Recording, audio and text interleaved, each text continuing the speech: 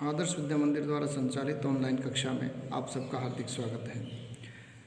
कक्षा 10वीं विषय सामाजिक ज्ञान, दिनांक 5/9/2020। पाठ 5 जो हमने पूरा कल तक अध्ययन किया था, इस 5 पाठ में से आपकी बोर्ड की परीक्षाओं में 2 प्रश्न आते हैं। एक प्रश्न 4 अंक का और एक प्रश्न 1 अंक का।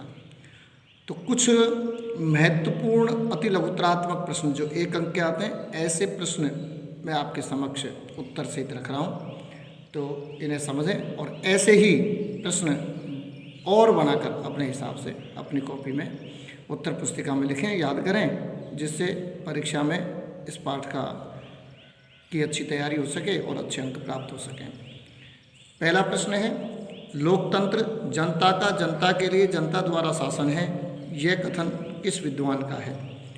उत्तर है इसका अब्राहम लिंकन का। दूसरा है, डायसी ने लोकतंत्र की क्या परिभाषा दी है? उत्तर है, लोकतंत्र वह शासन व्यवस्था है जिसमें राष्ट्र का अधिकांश भाग शासक होता है। प्रश्न 3 है, लोकतंत्र में 3 अंतः संबंधित अर्थ कौन कौन से हैं? पहला यह निर्णय लेने की एक विधि है। दूसरा, यह निर्णय लेने के सिद्धांतों का समूह है। और तीसरा, यह आदर्शात्मक मूल्यों से संबंधित अवधारणा है। प्रश्न नंबर 4 है, नैतिक लोकतंत्र में किन बातों पर बल दिया जाता है? तो नैतिक लोकतंत्र में व्यक्ति की गरिमा, स्वतंत्रता, समानता व भाईचारे की भावना पर बल दिया जाता है। प्रश्न नंबर 5 है, उदारवादी विचारकों ने लोकतंत्र के किन किन रूपों का उल्लेख किया है? उदारवादी विचारकों ने लोकतंत्र के 2 रूपों का उल्लेख किया है। एक है राज्य के एक प्रकार के रूप में और दूसरा है शासन के एक प्रकार के रूप में।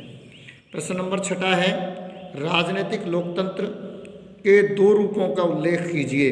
कौन कौन से 2 रूप हैं उनको लिखिए। प्रत्यक्ष अथवा शुद्ध लोकतंत्र एक, और दूसरा है अप्रत्यक्ष अथवा प्रतिनिधि लोकतंत्र। वर्तमान युग में प्रतिनिधि लोकतंत्र के कितने रूप प्रचलित हैं? वर्तमान युग में लोकतंत्र के 2 रूप प्रचलित हैं, संसदीय लोकतंत्र और अध्यक्षात्मक लोकतंत्र। प्रश्न नंबर 8 है, राजनीतिक लोकतंत्र की कोई 2 मान्यताएं लिखिए। नंबर 1 उत्तर में पहला यह, लोकतंत्र उदारवादी संविधानवाद में विश्वास करता है। दूसरी, यह प्रभुसत्ता का निवास जनता में मानता है। प्रश्न नंबर 9 है, सामाजिक लोकतंत्र के मुख्य लक्षण क्या है? सामाजिक समता की भावना। उत्तर है इसका सामाजिक समता की भावना। सामाजिक लोकतंत्र की कोई 2 विशेषताएं लिखिए। उत्तर, पहली विशेषता है धर्म, जाति, नस्ल, भाषा, लिंग, धन आदि के आधार पर समाज में मौजूद विशेष अधिकारों की व्यवस्था का अंत करना। और दूसरी है, सभी को सामाजिक प्रगति के समान अवसर दिए जाएं। तो इस प्रकार ये 10 प्रश्न। और प्रश्न नंबर 11 है, नैतिक लोकतंत्र की कोई 2 विशेषताओं का उल्लेख कीजिए। पहली विशेषता है नैतिक व आध्यात्मिक मूल्यों पर बल देना और दूसरी व्यक्ति की गरिमा में विश्वास करना। प्रश्न नंबर 12 है, लोकतंत्र के परंपरागत उदारवादी सिद्धांत एवं दृष्टिकोण के किन्हीं 2 विचारकों के नाम लिखिए। यानी परंपरागत उदारवादी सिद्धांत और दृष्टिकोण देने वाले ऐसे विचारक में एक नाम है T.H. ग्रीन और दूसरा है मॉन्टेस्क्यू। प्रश्न नंबर 13, लोकतंत्र के बहुलवादी सिद्धांत एवं दृष्टिकोण का विकास किसने किया? ऐसे विद्वानों के नाम H.J. Laski, Ernest Barker, Miss Follett, G.D. Cole आदि अनेक विद्वानों ने इस सिद्धांत का प्रतिपादन किया, विकास किया। रॉबर्ट प्रिस्थस के अनुसार लोकतंत्र का बहुलवादी सिद्धांत क्या है? रॉबर्ट प्रिस्थस के अनुसार लोकतंत्र का बहुलवादी सिद्धांत एक ऐसी सामाजिक राजनीतिक प्रणाली है जिसमें राज्य की शक्ति में अनेक निजी व हित समूह अपनी भागीदारी निभाते हैं। प्रश्न नंबर 15 है, लोकतंत्र के विशिष्ट वर्गीय सिद्धांत के किन्हीं 3 प्रतिपादकों के नाम लिखिए। विशिष्ट वर्गीय सिद्धांत, इसके 3 प्रतिपादकों के नाम, एक रॉबर्ट मिचेल्स, मोस्का और पेरेटो।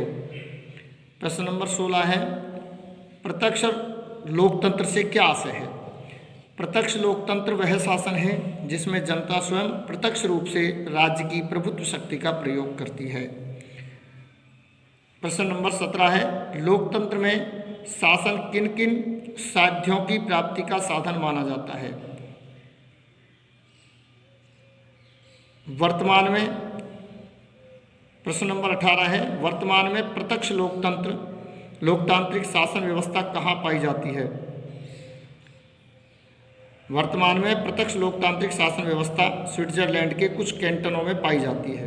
प्रश्न 19, अध्यक्षीय शासन प्रणाली वाले किसी एक देश का उदाहरण दीजिए। उदाहरण है संयुक्त राज्य अमेरिका। सत्ता के विकेंद्रीकरण का क्या लाभ है? सत्ता के विकेंद्रीकरण होने पर ही जनता के विभिन्न वर्ग शासन कार्यों में भाग लेते हैं तथा लोकतंत्र को सफल बनाते हैं। प्रश्न 21, लोकतंत्र की सफलता के लिए आवश्यक 2 परिस्थितियों को लिखिए। शांति व्यवस्था और आर्थिक समानता।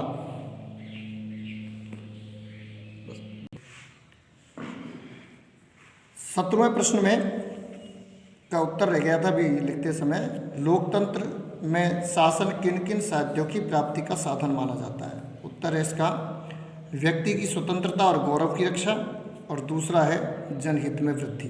इनका ये साधन माना जाता है। इस प्रकार ये सारे जो प्रश्न हैं, इन प्रश्नों को एक बार देख लेंगे आप और इनके उत्तर समझ में आ जाए। ऐसे करके इन प्रश्नों के उत्तरों को आसानी से अपनी कॉपी में उतार लेंगे उत्तर पुस्तिका में, और ऐसे ही 15-20 प्रश्न और बनाकर अपनी कॉपी में लिख लेंगे, अभ्यास करेंगे, याद करेंगे, तो निश्चित रूप से परीक्षा में जो 1 नंबर का प्रश्न आता है उसमें आपको सफलता मिलेगी। अब कुछ निबंधात्मक प्रश्न आते हैं इसमें से 4 नंबर के। ऐसे 4 नंबर के कुछ प्रश्नों के गृह कार्य करने के लिए मैं दे रहा हूँ। विस्तार से पाठ में समझाया गया था। ऐसे प्रश्नों के उत्तर भी आपको अपनी उत्तर पुस्तिका में लिखने हैं। पहला प्रश्न है, उदारवादी लोकतंत्र की 4 विशेषताओं का वर्णन कीजिए। दूसरा प्रश्न है, प्रत्यक्ष और अप्रत्यक्ष लोकतंत्र में अंतर स्पष्ट कीजिए। तीसरा प्रश्न है, लोकतंत्र की सफलता के लिए अनुकूलतम किन्हीं 4 परिस्थितियों का वर्णन कीजिए। लोकतंत्र के गुण दोषों का वर्णन कीजिए। और 5वां प्रश्न है, लोकतंत्र का अर्थ और विशेषताओं को लिखिए। अर्थ और विशेषताएं 4 नंबर का प्रश्न है, तो कम से कम 4 अंक 4 बिंदुओं में या 8 बिंदुओं में उत्तर को अपने को स्पष्ट करना चाहिए, जिससे परीक्षा में पूरे अंक प्राप्त हो सकें। तो इस प्रकार ये आज पाठ पूरा होता है और आगे के लेसन में अगले पाठ के बारे में चर्चा करेंगे, और वो पाठ होगा लोकतांत्रिक राजनीति का 6ठा पाठ।